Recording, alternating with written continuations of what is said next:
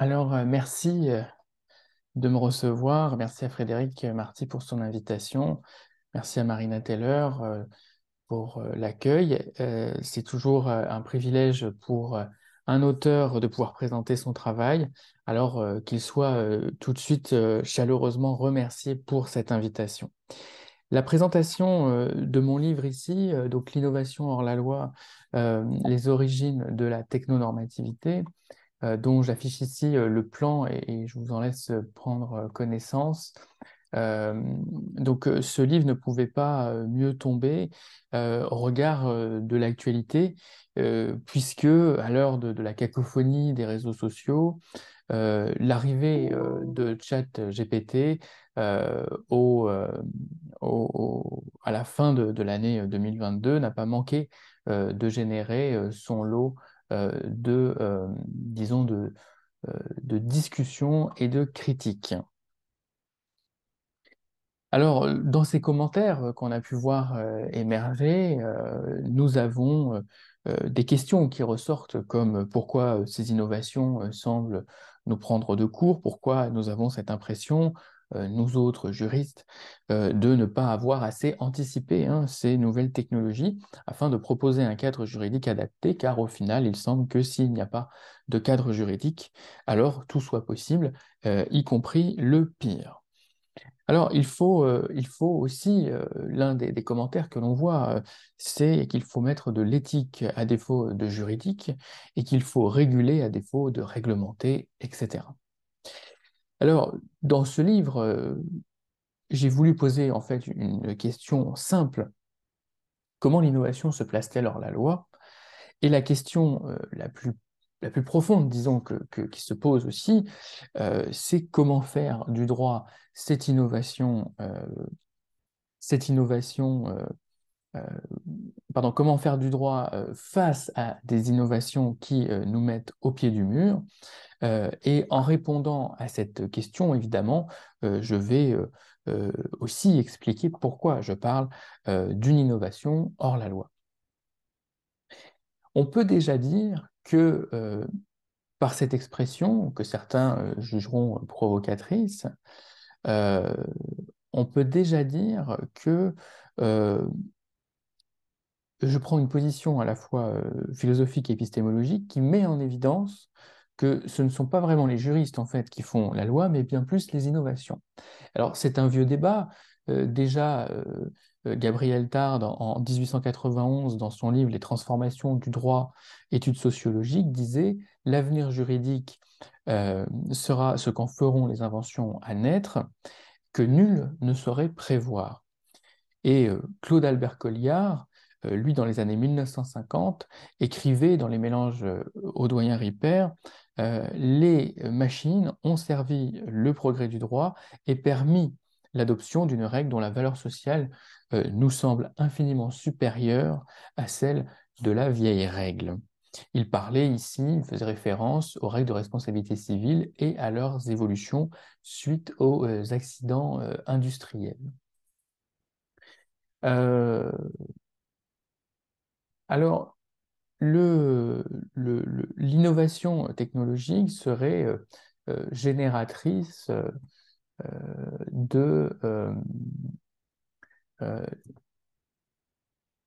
je suis trop avancé dans les diapos, serait génératrice de normes juridiques, donc d'une technonormativité, et cela n'est pas nouveau. En revanche, ce qui est nouveau, c'est la concurrence que semble livrer cette technonormativité à l'État. C'est ainsi que, selon moi, l'innovation est hors la loi, car elle cherche à adapter les lois à sa réalité, quand il ne s'agit pas tout simplement de créer de la norme juridique par la technique. Ce qui m'amène là aussi avec un brin de provocation à reprendre cette phrase d'Orwell dans 1984, plus rien, donc rien n'était illégal puisqu'il n'y avait plus de loi. C'est aussi en ce sens que l'innovation est hors la loi. Supprimez la loi, qui est ici la loi des hommes, et vous ne serez pas dans l'illégalité. Et de façon plus réaliste, Construisez une légalité concurrente à votre image et vous voilà aussi hors la loi d'une autre manière. Alors, comment s'est construit ce processus technonormatif? C'est la question à laquelle le livre essaye de répondre. Je vais en donner quelques éléments dans cette présentation. Évidemment, il ne s'agit pas de résumer le livre entièrement, mais de donner des éléments clés pour ouvrir la discussion. Nous verrons d'abord ce qu'est la prémisse de l'ouvrage, soit la normativité technico-économique, une norme sociale qui enjoint les individus à innover. Ensuite, nous traiterons des fondements idéologiques de cette norme. Viendra dans un troisième temps la description d'une des conséquences de cette normativité, à savoir le congédiement de la délibération démocratique des lois. J'aurais aimé aussi vous parler des conséquences épistémologiques de l'innovation sur la discipline juridique, mais par manque de temps, nous n'en parlerons pas. Il s'agit du chapitre 4 du livre, et donc nous allons surtout traiter les 3 premiers chapitres de façon très très brève, je tiens à le mentionner. Alors, pour commencer, donc, dans un premier temps, une normativité technico-économique, qu'est-ce que c'est? Bon, nous passerons rapidement sur ce point, car il est sans doute le plus facile à comprendre. La technique et l'économie sont 2 objets différents, mais ils se rejoignent pour former une norme technico-économique. Et j'utilise beaucoup Jacques Ellul dans le livre, un auteur mal aimé en France, dont les écrits ont surtout été réceptionnés aux États-Unis. Et il a écrit La technique ou l'enjeu du siècle, et il dit 2 choses dans cet ouvrage. Il dit d'abord que la technique, c'est le règne de l'efficacité, donc ça c'est assez facile à comprendre. Ensuite, il dit que la technique, c'est aussi la moralité. Hein, il n'y a pas de morale dans la technique ne s'en préoccupe pas. Il conclut dans ce livre que la technique n'accepte pas qu'il y ait de règles en dehors d'elle, de normes et moins encore de jugements sur elle. Par conséquent, partout où elle pénètre, ce qu'elle fait est permis, licite, justifié. Cette conclusion est tirée de l'autonomie de la technique, notamment par rapport à la loi. Il nous dit, il ajoute, j'ouvre des guillemets, peu importe que l'action euh, soit légale si elle est efficace, la règle à quoi obéit l'organisation technique, ce ne sont plus les règles du juste et de l'injuste, mais des lois au sens purement technique. L'efficacité conduit à liquider donc l'idée de justice. La, la, la, la conclusion aussi qui est intéressante du point de vue de Ellul, c'est que l'ordre, ça c'est un élément que je trouve très intéressant, se substitue à la justice sous l'influence de la technique. La seconde chose que je voudrais dire au sujet de cette normativité technico-économique, c'est qu'elle est étroitement liée à l'économie, comme son nom l'indique. Vous pardonnerez ici évidemment ce truisme, mais il faut tout de même préciser que d'un point de vue économique, l'innovation est un moteur de croissance, c'est connu, et en second lieu, l'innovation, c'est incidemment aussi la figure de l'innovateur, celui donc qui va créer cette croissance. Alors, je passerai sur la concurrence, sur les monopoles et leur rapport à l'innovation, sur les grades d'innovation pour m'intéresser à ce moment où l'innovation est devenue disruptive dans le vocabulaire, expression que l'on doit à l'américain Clayton Christensen. Et c'est à partir de son livre Le dilemme de l'innovateur, paru en 1996, qu'on se met à parler de disruption. Et d'ailleurs, 20 ans plus tard, Bernard Stiegler écrira un livre, donc lui est philosophe de la technique, qui s'appellera Dans la disruption, comment ne pas devenir fou. Donc on voit l'évolution en 20 ans de la notion pour aboutir à des préoccupations d'ordre philosophique. Mais ceci dit, cette vision de l'innovation, en fait, n'était pas si révolutionnaire. Schumpeter, en 1942, dans Capitalisme, Socialisme et Démocratie, euh, en parlait lui aussi, et il parlait d'une fonction sociale de l'innovateur, signe de l'injonction sociale que je décris dans le livre, au début du livre, hein, qui enjoint tout le monde à innover, y compris d'ailleurs, et ça c'est en ce sens un peu nouveau, les juristes. Alors, cela conduit le sociologue français Norbert Alter à parler d'innovation ordinaire. L'innovation n'est plus un phénomène marginal, mais bien une norme technico-économique donc.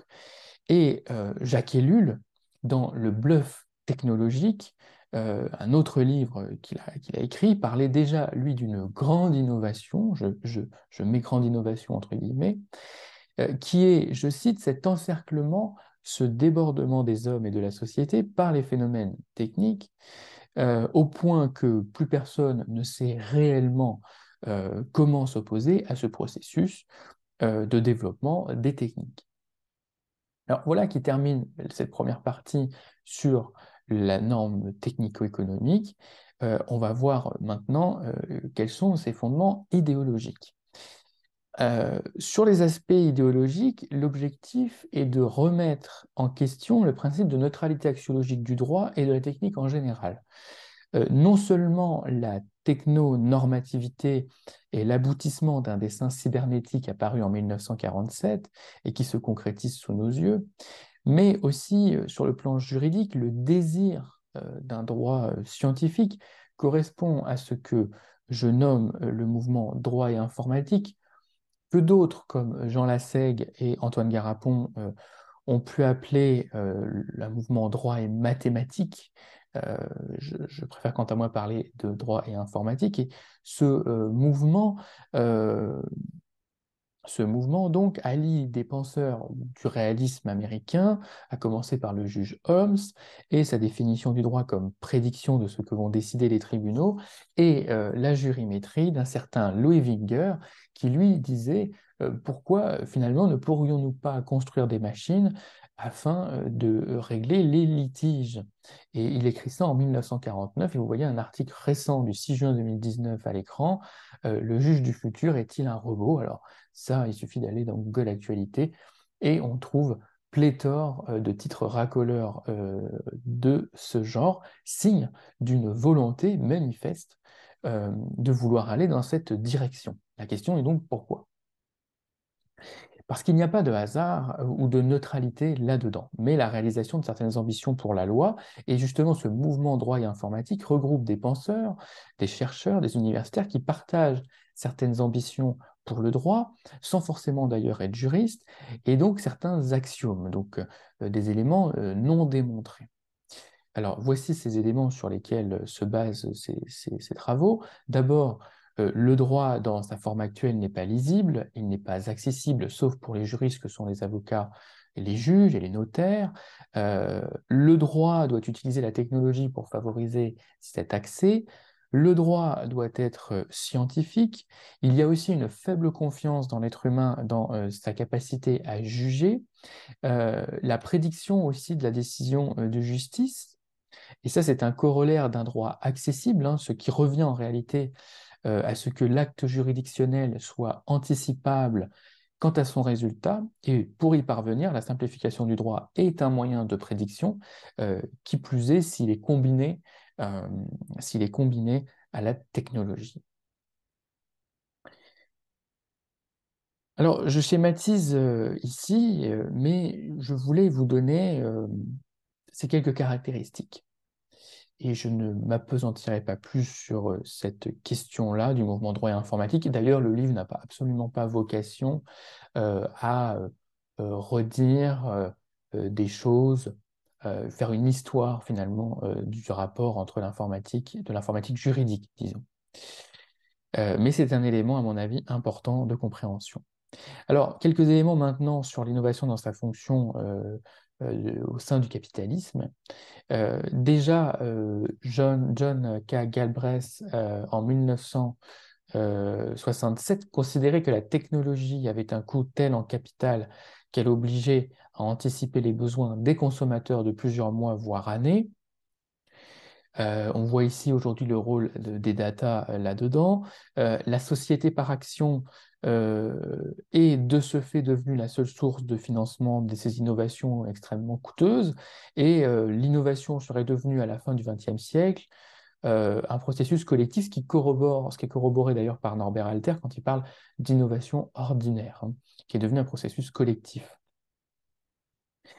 Et Galbraith pose un constat qui en dit beaucoup sur notre sujet. Il dit, c'est la phrase qu'il y a à l'écran, l'avance technologique est formellement reconnue et honorée comme l'un des titres de gloire d'une société. Elle est le progrès, elle est synonyme de réalisation sociale marquante. On susciterait moins de contestation en mettant en doute la sainteté de la famille ou de la religion que le mérite absolu du progrès technique.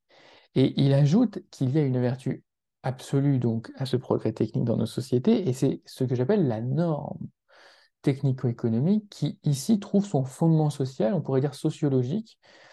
Et Christopher Lasch, lui, qui est un historien, auteur américain, penseur américain très très majeur, parle lui d'une vertu publique.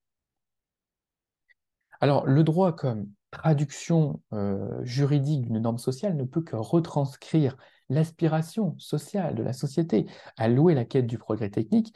Et le système capitaliste, en tant que système planificateur, comme l'explique Galbraith, a besoin du droit pour faire de l'innovation, non cette contre-norme par nature puisqu'à l'origine, l'innovateur est un marginal, hein, quelqu'un qui est déviant par rapport aux structures établies. Euh, et donc, l'objectif ici est et non pas que l'innovation soit une norme contre une contre-norme par nature, mais plutôt une norme euh, acceptable par nature. Ainsi, ce que peut dire un Thomas Piketty sur la méritocratie comme discours légitimateur du processus d'élection de certains individus poursuit cette normalisation sociale des innovateurs que sont, de façon caricaturale, devenus les patrons des GAFAM.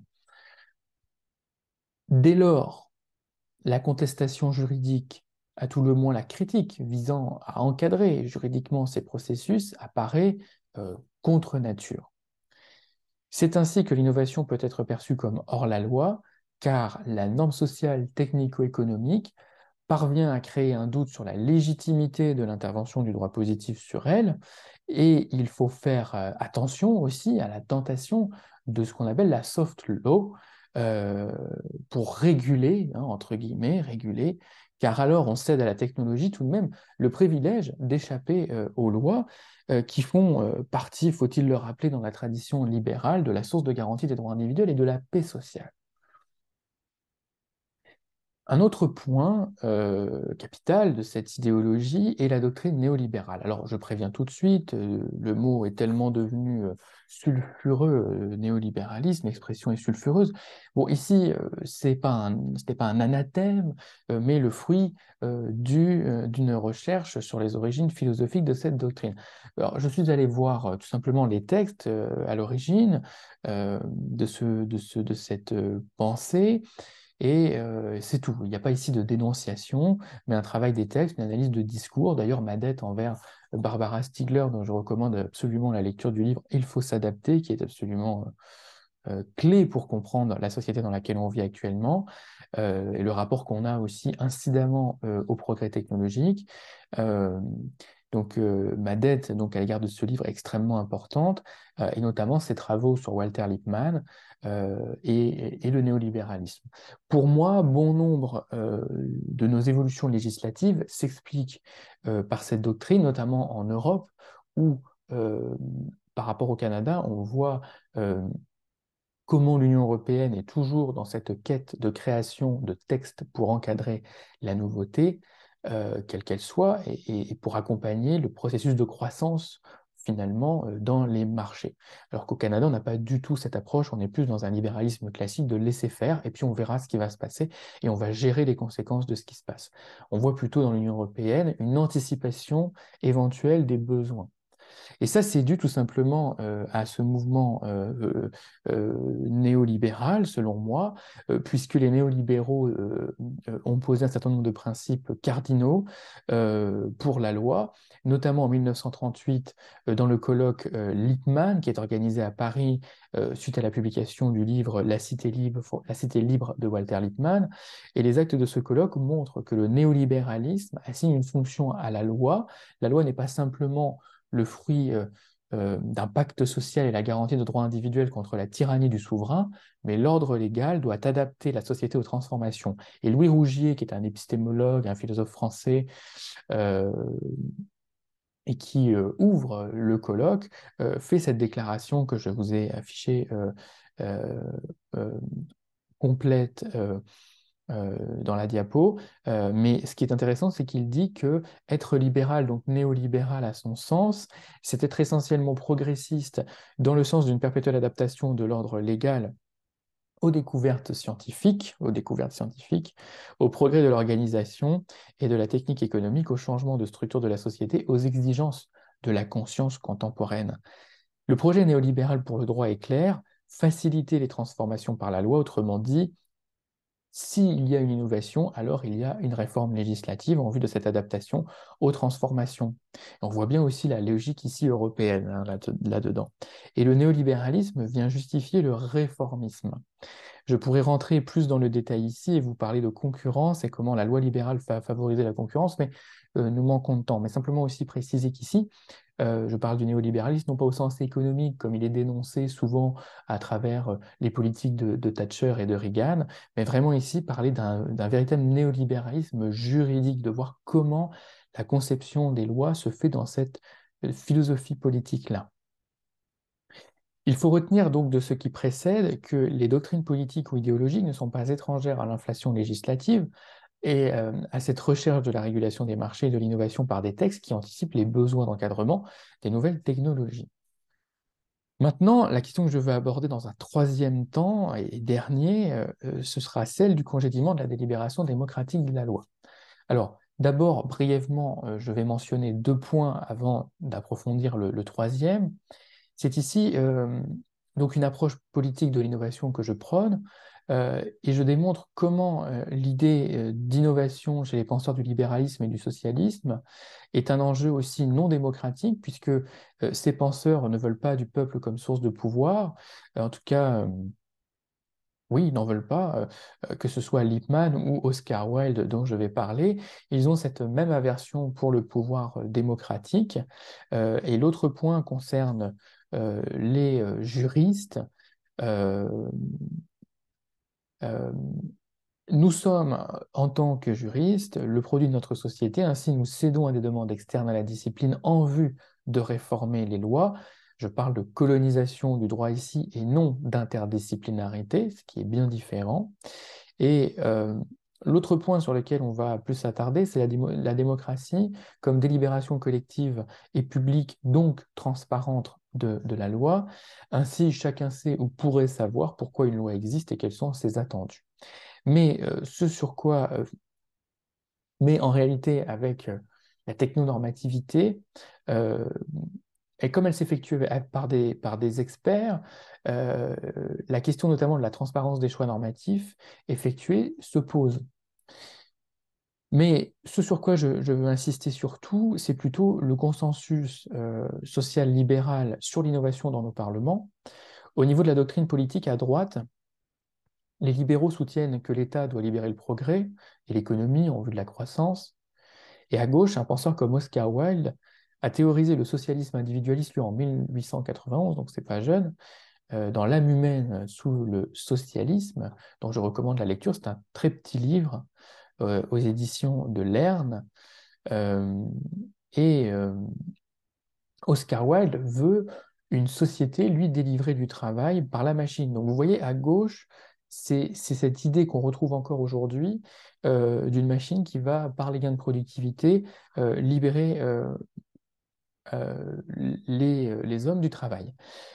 Par conséquent, dans l'ADN, je dirais, de nos politiques, il y a une bonne raison d'être favorable à l'innovation. Et pourquoi pas, l'objectif ici, c'est pas d'en juger. Par contre, dès lors que l'innovation fait consensus, on perd ce principe démocratique de délibération, de discussion, de contradiction. Cela aboutit à de véritables professions de foi pour une société de demain, une espèce de futur enchanté, et c'est ce que je nomme dans le livre le complexe de Vespasien. Alors, Vespasien, le voici, empereur romain, qui a pour tâche de reconstruire le Capitole incendié en 69 après Jésus-Christ. Et pour réaliser ce chantier, un devis est fait et un inventeur propose une machine qui nécessite moins de travailleurs pour accomplir le travail. Et Vespasien était ainsi en proie à un dilemme opposant le progrès technique à ses ouvriers qui craignaient de perdre leur emploi. Et Vespasien décida d'annuler le contrat et indemnisa l'inventeur. Il dira: permettez que je nourrisse le pauvre peuple, ainsi Vespasien faisait le choix de protéger les intérêts humains et le travail au détriment de l'efficacité technique. Et donc ça, c'est pour l'histoire de Vespasien, mais nos gouvernements, à nous, sont plutôt face à un complexe de Vespasien. Ils sont confrontés depuis plusieurs décennies à ce problème sans trop être capables de le régler. Cela a des conséquences très claires en droit, hein. C'est d'abord le remplacement de la réglementation par la régulation au plan jurisprudentiel, pardon. C'est la confrontation entre ce que je nomme euh, la loi symbolique qui incarne des valeurs humaines et le droit abstrait prônant une apparente neutralité de facture néolibérale, faisant l'affaire des entreprises du numérique, puisqu'il s'agit de renvoyer les individus dos à dos devant un juge ou encore mieux devant un arbitre qui ne dépend pas de l'État. Et l'objectif de ce droit abstrait n'est pas la justice, sa réalisation, mais la transformation des marchés, comme on l'a vu, hein, la fluidité des échanges et l'arbitrage des différends afin de résoudre et d'éteindre les conflits résultant des frictions générées par les transformations. Michel Foucault, déjà dans ses cours au Collège de France sur la biopolitique, j'en parle dans le livre, avait très bien vu les conséquences de cette vision, euh, disons, cette nouvelle vision du libéralisme. Et j'illustre ces deux points en étudiant deux cas. D'abord le complexe de Vespasien avec la loi pour une république numérique. En étudiant les débats parlementaires, on voit comment le législateur finalement souhaite légiférer sur, je cite, demain, hein, avec des guillemets.